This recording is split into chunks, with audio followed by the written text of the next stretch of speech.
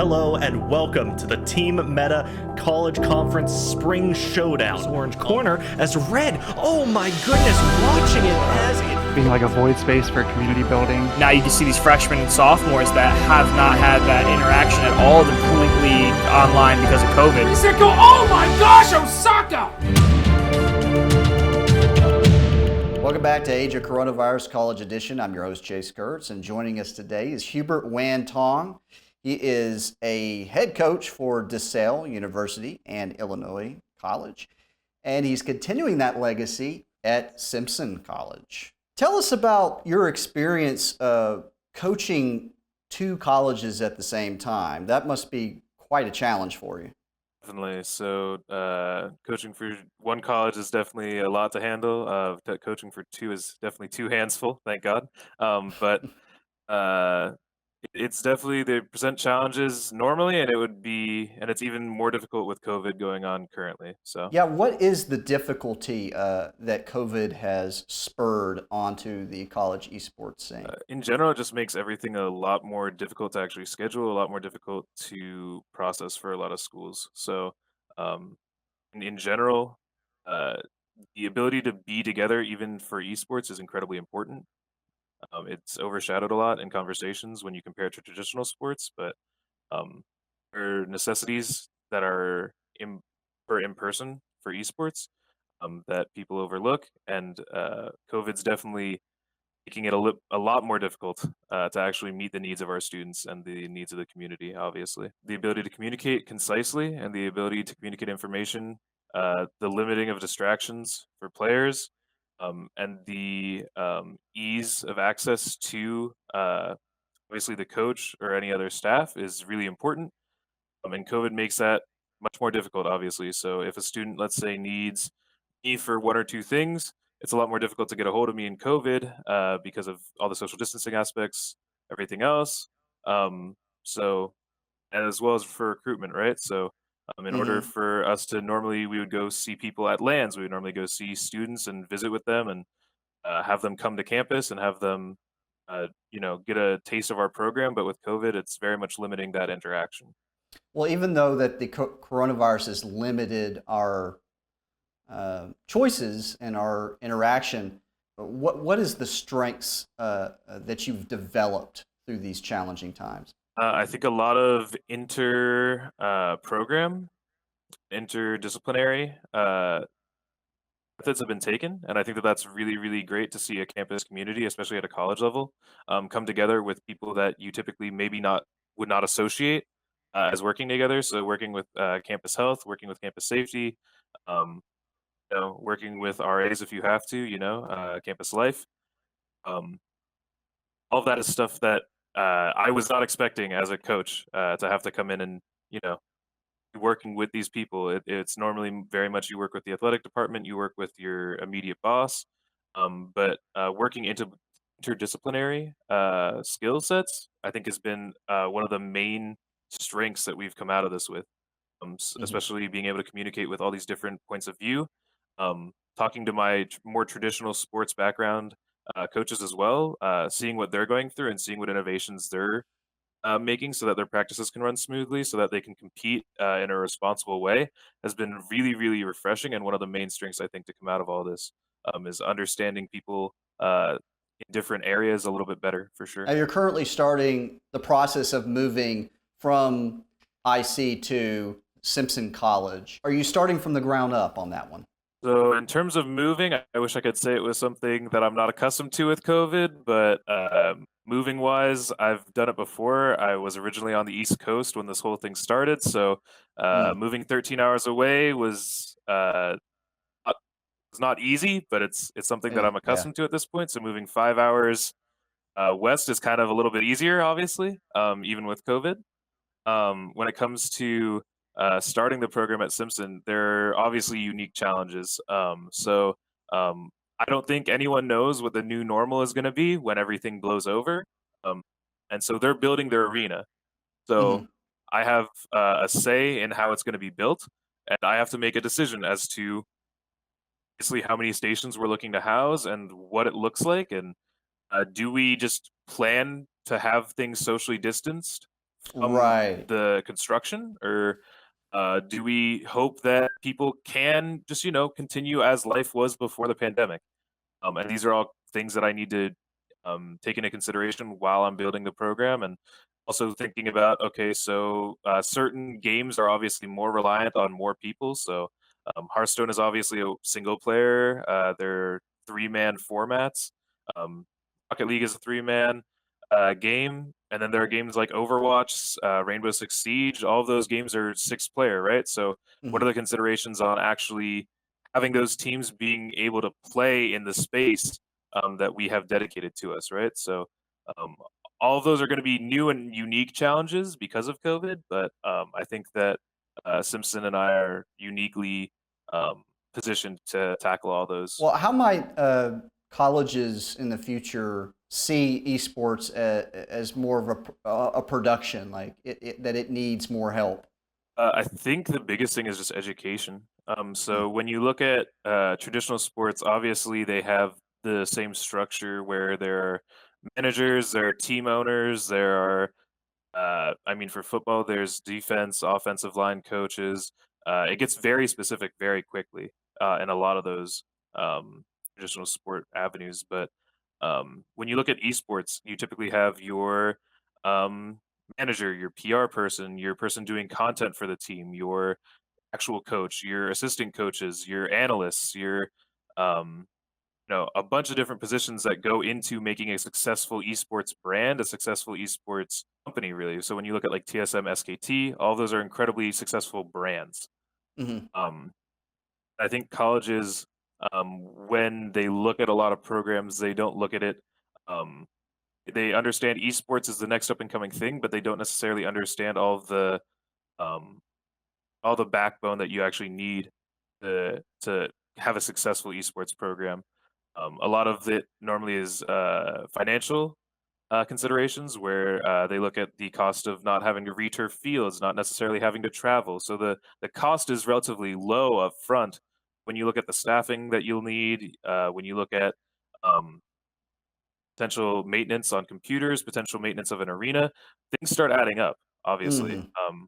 And I think understanding that space and understanding how the structure of a lot of traditional esports at a professional level, and esports the way that it's going to need to be filled out at a collegiate level for a successful transition is really, really big.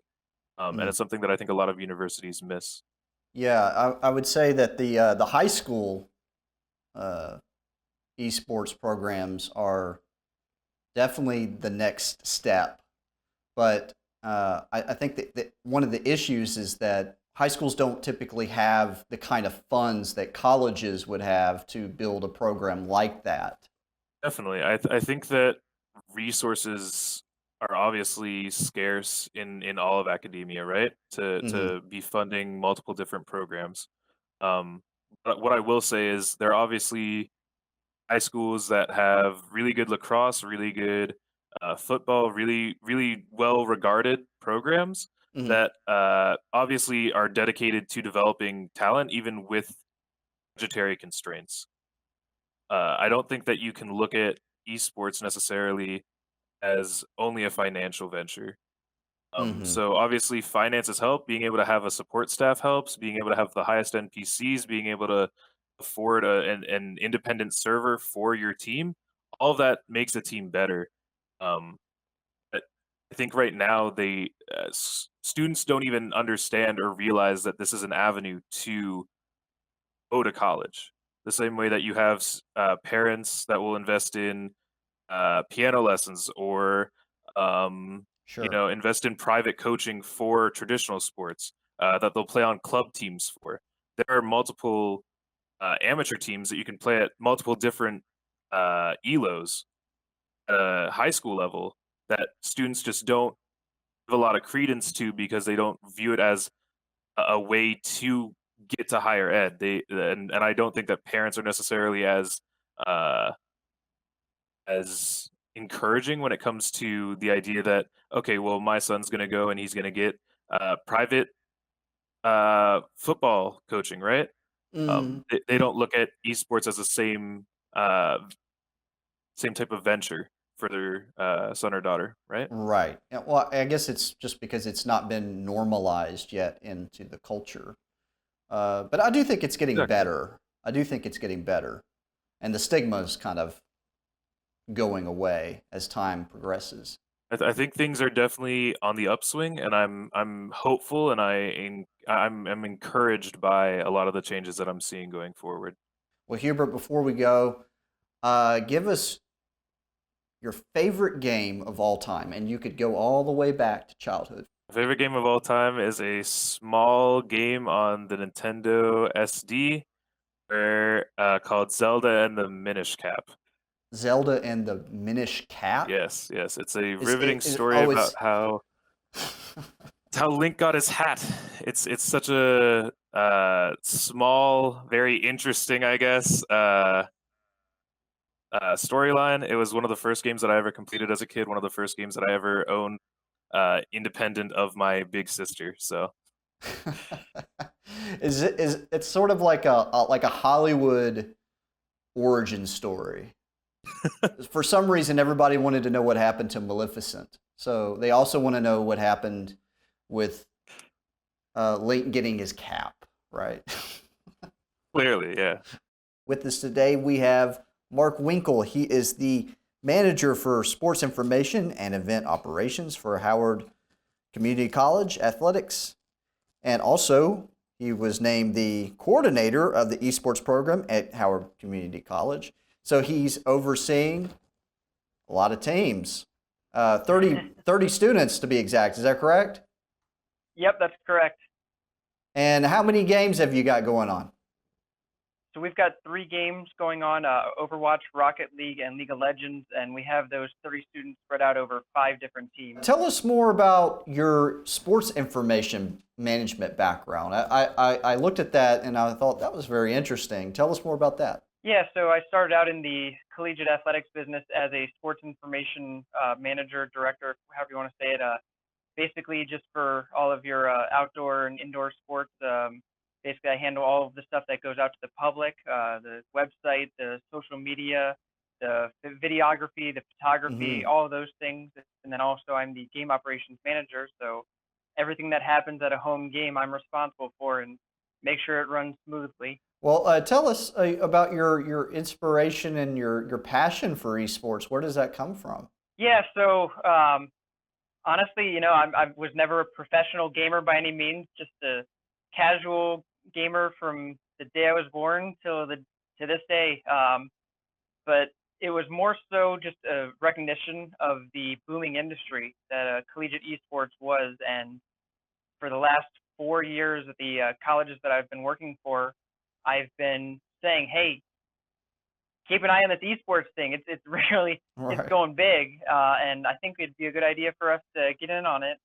And from athletic directors, my previous athletic director, the school I was at before, Harvard Community College, didn't really see it that way. And then I got this job at Howard Community College, and it started to catch on. And then our administration kind of got wind of the fact that this was a thing, and everybody's looking for increased enrollment right now. So they decided, sure, hey, we'll give it a shot. By the way, Mark, you're going to manage it. So good luck. And honestly, I was taken aback because I wasn't expecting that. I just was trying to bring awareness to it, but I took it as a challenge, and I have not regretted it for a single second. I've loved every second of it. You almost fell into it, didn't you? Yeah, I mean, I pushed myself into it, you may say. Right. Well, do you anticipate the future would be you getting a little bit more help? Yeah, so especially we had a whole plan about exactly a year ago to this day, where maybe a little bit before, where we had put together an entire campus-wide initiative on how to get an esports team started. So we had a plan for an esports arena, for all the computers that we needed, everything that was going to be in place. And then the coronavirus hit, and all of those plans kind of got scrapped. The funding for it kind of got reappropriated. So they decided, all right, well, we still want esports, so just do it all virtually. Okay, sure. So for the last year, I've been trying to recruit, manage, organize, and compete virtually, 100%. And it's been a challenge. It's been tough to convince the team to keep showing up for practice every day, to keep committed to getting better and having that team chemistry when you're not in the same room. But I give a lot of credit to all of our student athletes. They've put in the dedication that was required. Because like I said, it's without an esports arena, it's been tough. But fortunately, the plan going forward is to hopefully have an esports arena ready for us in the fall of 2021 and get back great. to competing the way that we had always planned to. What was the uncertainty like when trying to build up these teams during the pandemic? That was my biggest fear when I first started out, is how in the heck am I going to build a team? Like, I had no idea where to start. Again, I give a lot of credit to our campus. Our outreach program actually sent messages out to the entire, in Howard County, the county that we're in here in Maryland. They send a message out to every single graduating high school senior saying, hey, we've got esports here at Howard Community College now. Come enroll and try out for the team. I went through social media. I sent out messages around the campus. And in fact, one of our best players on the team for our League of Legends team was actually a classmate of one of our players and started talking about it. And he's like, oh, really? Oh, I'm a League of Legends player. Can I play on the team? Sure, why not? Come on out. Turns out he's actually a top 50 player from Norway, and oh my gosh, is now our team captain and an assistant coach, and is led us to unbelievable success on the League of Legends team. So, long story short, luck. It's really funny how things work out that way, right? Yeah, it really is. But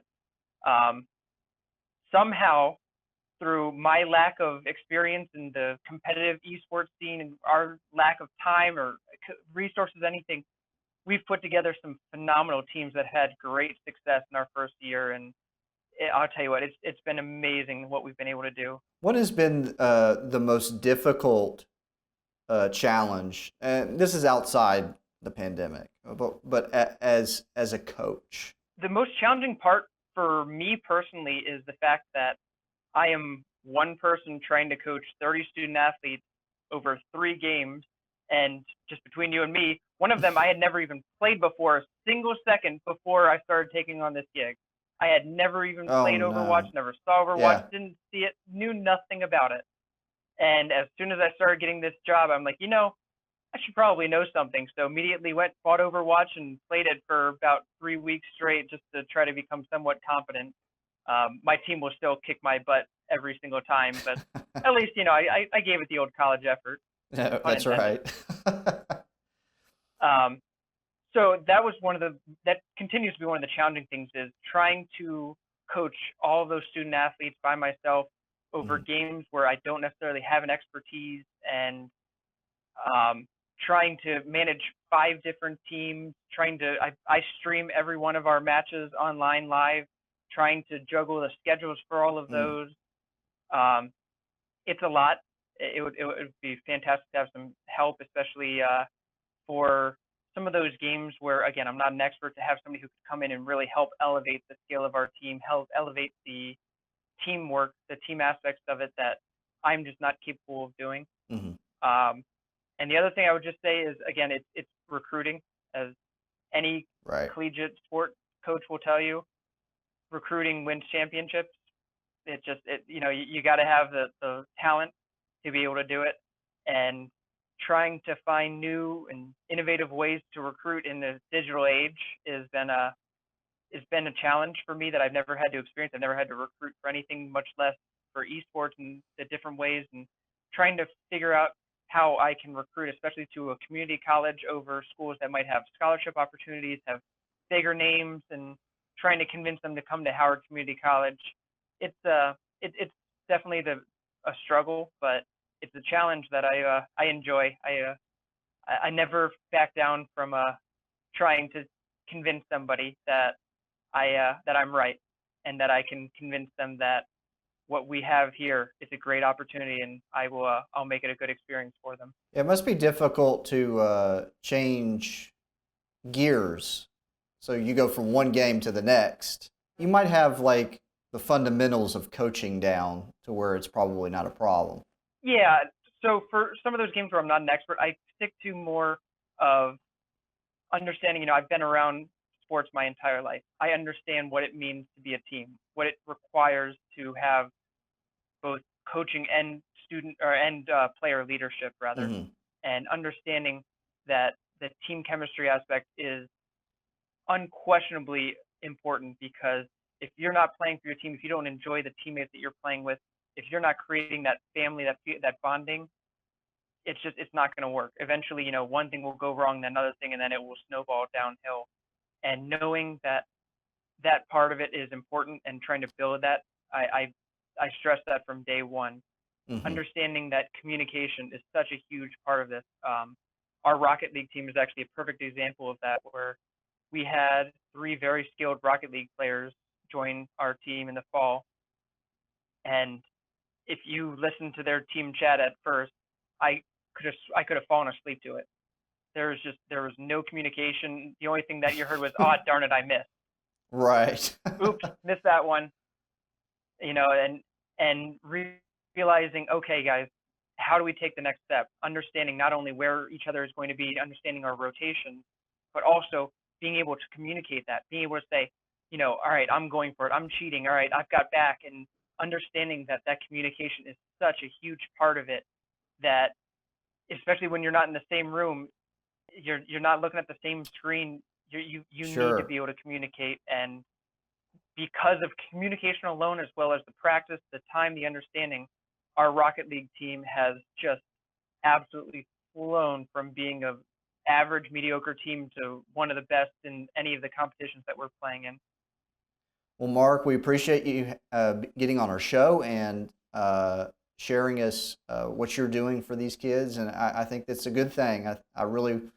We really want people to break out of their shells and learn some skills that will benefit them not only for esports, but for any collaborative experience in the future. Absolutely, and I appreciate what you guys were doing. Watched the broadcast last night of our Rocket League match where we beat Fresno State 3-0. Little subtle plug in there. So I appreciate you guys for being able to support collegiate esports and helping it grow. Just like I said, it's a booming industry, and I'm just glad to be a part of it right now. Me too, brother. All right, thank you so much.